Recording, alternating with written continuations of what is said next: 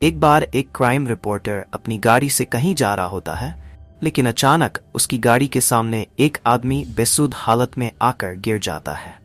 तभी crime reporter अचानक अपनी गाड़ी का ब्रेक लगा लेता है, लेकिन वह बहुत घबरा जाता है।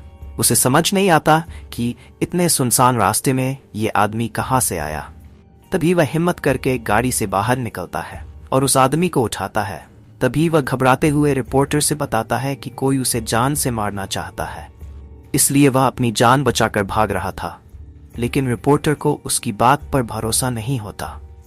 फिर भी रिपोर्टर उसे अपनी गाड़ी में बैठाकर हॉस्पिटल के लिए जाने को कहता है, लेकिन वह आदमी पहले पुलिस स्टेशन जाने की बात कहता है। अब रिपोर्टर को थोड़ा उस पर भरोसा होने लगता है, लेकिन अब रिपोर्टर के दिल में यह ख्याल आ जाता है कि क्यों ना यह केस वह सुलझा दे और बाद में पुलिस को इन्फॉर्म करे। और यही रिपोर्टर की सबसे बड़ी गलती होती है, जो कि एक नए अध्याय की शुरुआत करती है।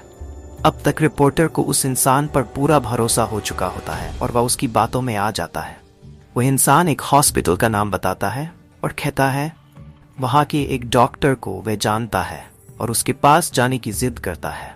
तभी रिपोर्टर उसकी बात मानकर उसे वहां ले जाता है। हॉस्पिटल पहुंचकर उन्हें पता चलता है कि डॉक्टर तो आज छुट्टी पर है और वह अपने घर में ही होंगे। तभी वह इंसान रिपोर्टर कहता है कि डॉक्टर से घर जाकर मिलते हैं। रिपोर्टर के मना करने के बावजूद भी वह उसे चलने को मना लेता है। तभी दोनों डॉक्टर के घर के लिए निकल पड़ते हैं और जैसे ही घर पहुंचते हैं तो ये डॉक्टर रिपोर्टर की पहचान का होता है। ये दोनों एक दूसरे को देख करके मुस्कुराते हैं, लेकिन साथ आए हुए इंसान की आंखें लाल हो जाती है। उसके अंदर अजीब सा गुस्सा दिखाई देता है।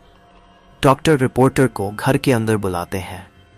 डॉक्टर घर में अकेले ही होते हैं और इतनी रात को अचानक इनके आने से डॉक्टर को कुछ अजीब लगता है।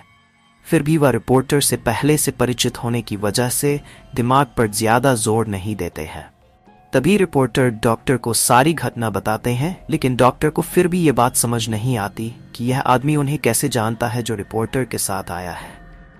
तभी वह इंसान डॉक्टर के बारे में कुछ पुरानी बातें बताता है, जिसकी वजह से डॉक्टर को भी यकीन हो जाता है कि वह इंसान सच बोल रहा है। शायद डॉक्टर ही उसे भूल गए होंगे। अचानक डॉक्टर उठकर कहते हैं, रुकिए, मैं आप लोगों के लिए चाय ले आता हूँ। तभी वह आदमी कहता है, आप रहने दीजिए, मैं चाय बना देता हूँ। आप मुझे अपने किचन का रास्ता बता दीजिए।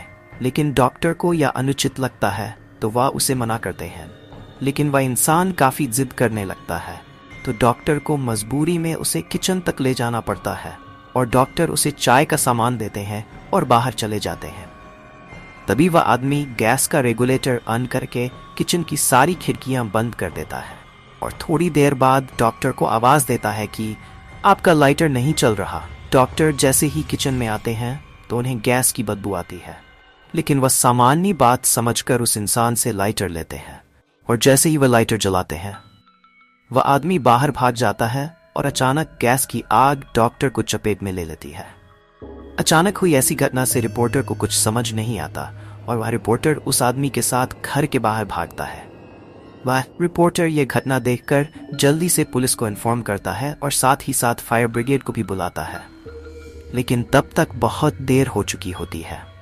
घटनास्थल पर पुलिस के आने के बाद रिपोर्टर उस आदमी के साथ वहां से निकल जाता है और गाड़ी की स्पीड तेज करते हुए कहीं अकेले स्थान में जाना चाहता है। दरअसल यह सब देख करके उसका दिमाग घूम चुका था। उसे कुछ समझ नहीं आ रहा था कि यह सब क्या चल रहा है। तभी अचानक बगल में बैठा हुआ आदमी उसकी गाड़ी का स्टीयरिंग व्हील घुमा देता है और गाड़ी रोड किनारे एक खाई में चली जाती है।